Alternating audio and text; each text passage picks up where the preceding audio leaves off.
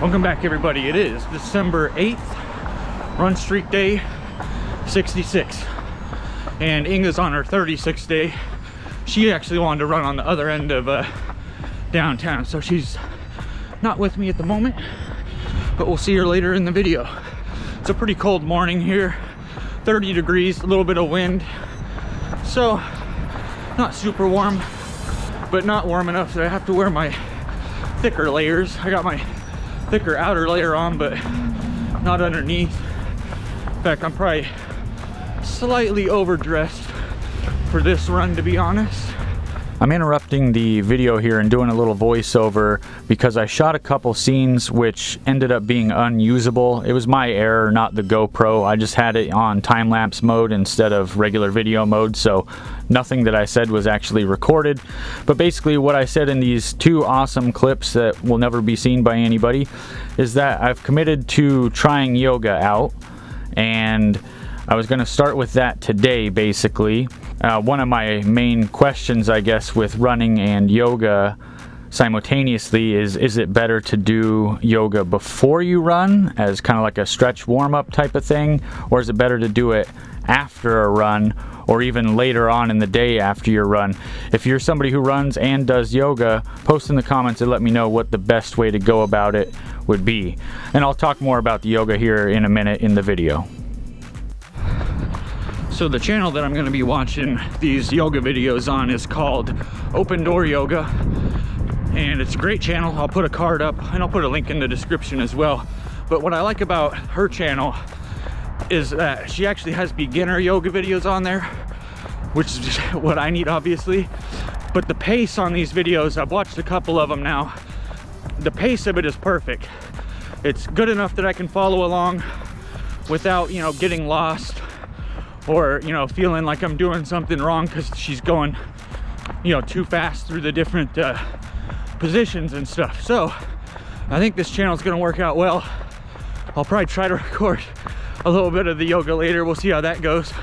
I'm not opposed to making a fool of myself on video, as you know. But yeah, if you haven't checked out Open Door Yoga, go check out her channel. Inga and I have actually tried doing morning yoga every day for, I think we tried it for a couple weeks or so, and the channels we were watching just didn't work out. They were going too fast. They didn't really explain much at all. As far as the run today goes, we're still kind of inadvertently continuing our 5K a day streak. This would be day, what, 63, doing a 5K or more. We are gonna end up doing more than a 5K, so that's pretty much already in the books at this point. But yeah, it'll be probably about 4 miles when we're done. It'll be shorter than the last 2 days. Nice easy run today.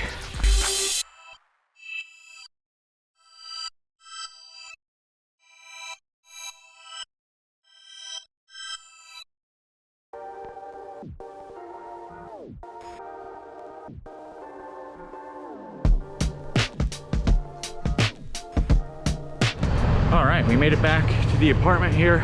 Run today was 4.4 miles, so not too bad at all. I can't remember what the pace was, so I'll put the Strava information up here. I think it was like 8:15-ish or something like that. So not super fast, but a little bit faster than the last few days anyway, since we're just on, you know, pavement and not on a trail or anything today. Legs are feeling good though, I will say. It was very weird the way it happened too, because on day 60 of the 5K streak, so day 63 of the run streak in general, it was just this weird hump that my legs had to get over or something, because all of a sudden after that they just feel like brand new again. Now, I wasn't really having any stiffness or soreness that much prior to that. I mean, a little bit every day, just because, you know, it takes a toll on your body running every single day without rest. So my joints would hurt a little bit in the mornings, but then as I stretch out and stuff, that kind of went away. Well, as soon as I hit that 65 Ks in a row mark, it was just like, bam, brand new legs all of a sudden. So I don't really know how to explain it. Like I said, it felt like just a hump that my legs had to get over. And when they finally made it over that hump, they're like, all right, let's go, let's keep going. So, all right, we're gonna go up in the apartment, take a nice warm shower, get warmed up, get some work done, hopefully get some yoga in at some point today. We'll see how that goes.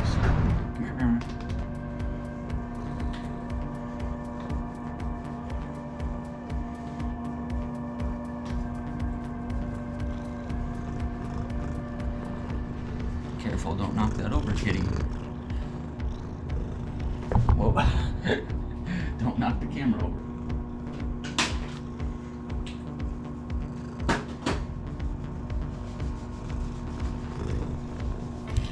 All right. Right, we're gonna go over what we got over at Aldi and Hy-Vee. I'm gonna do Hy-Vee first because it was literally just a couple things. We got these Good Graces organic seasoning packets. We got the Al Pastor, which we used the other night in the video where we made chalupas. Got another one of those. And then we got this organic ranch dip and dressing mix, and both of them are vegan. In fact, this company here there's probably 10 or 15 different types of seasoning packets like this. They had a Southwestern ranch and some other ones that are probably gonna be worth trying later down the road. But for now, we just grabbed these two. They are $1.29 each, so not too terribly expensive at all. Now, the other thing we got at Hy-Vee was 4 boxes of pasta. We got some whole wheat angel hair, some orzo, some ziti, and some tricolor rotini. They had the pasta on sale for 77 cents a box, so we just nabbed up as much as we could. The limit was 4, of course. Moving on to Aldi, we got a head of lettuce for, I think it was like $1.59 over there, which isn't bad. Got this thing of mandarins, 3 pounds, and that was $2.50. That was actually quite a good price on that. These guys here, the meat-free chickenless patties and the veggie burgers, these were kind of an impulse buy. That's kind of one of the problems when you go running and then you go grocery shopping afterwards. You're usually hungry at that time, so you might end up buying a couple things that you don't necessarily need, and that's pretty much exactly what happened here. But who knows, we'll eat them at some point down the road or whatever. We're not really doing too much processed food right now, but one of these days they'll stay in the freezer for a rainy day. Got some cherry tomatoes for $1.99. Some frozen strawberries. I don't remember the price on those. We got some frozen green beans. These were 50 cents actually. I should have grabbed a couple packs of those. It's a good price for that. A couple cans of crushed tomatoes. These were $1.29 each. Good for making soups and pasta sauce and all kinds of stuff. Salsa. This big jar of salsa here, which is 24 ounces, was $1.99, I believe. I could be wrong on that. It was either $1.99 or $2.29. I can't recall. And then we got 1 can of some Great Northern beans. And then Inga got herself 6 cans of the canned fruit. Some pears, some peaches, and some mandarin oranges. Okay, so the clip that I just played in the video was actually shot 2 days ago, I believe. And I was gonna make a separate grocery haul video out of it, but it wasn't really big enough or long enough to do that, so I'm just including it with this one. Now today we actually went back over to Hy-Vee because they still had all their pastas on sale for 77 cents, so we'll see what else we got here. Some bananas, a few Honeycrisp apples. Their avocados were on sale for 59 cents each. Also our au jus sauce, which again, this is the only one that we can find that doesn't have like beef powder in it or whatever. This one is vegan friendly. These were 50 cents each, and they're good for not only making au jus for dipping bread and sandwiches in, but also for making gravy as well. Then we got 2 pasta sauces, 1 garden vegetable and 1 traditional. Those were on sale for $1.50 each. And then of course we got 4 different pastas here. Now at this point we're pretty well stocked on pasta. We got about 15 different things of pasta up in the cupboard, so we're gonna be good for quite a while on that. All right, so I'm about to get started on dinner here, and what else would we be having? Pasta, of course. So we're gonna go with this type of pasta, Celentani, I think that's how you say that. And we also got our dough here that we got from Trader Joe's, the garlic and herb pizza dough, but I've just sprinkled some garlic salt on there. We're gonna bake that, cut it up into some breadsticks. Then I'm gonna steam up some broccoli and cauliflower. All right, dinner's all done. We got our garlic bread here. It doesn't look like it rose up very much, but it actually did, and then it kind of poofed back down. But anyway, still should taste fine. Then we got our pasta, our steamed vegetables, and topped it off with a little bit of fresh basil out of the herb garden. All right, so before we close out the video, I just want to talk about our yoga experience today. So I didn't end up recording it. I apologize for those of you who are really looking forward to seeing me do yoga. If you really are interested in that, I might actually record it at some point. But this is a running channel, so I don't know how many people on this channel really want to see me do yoga.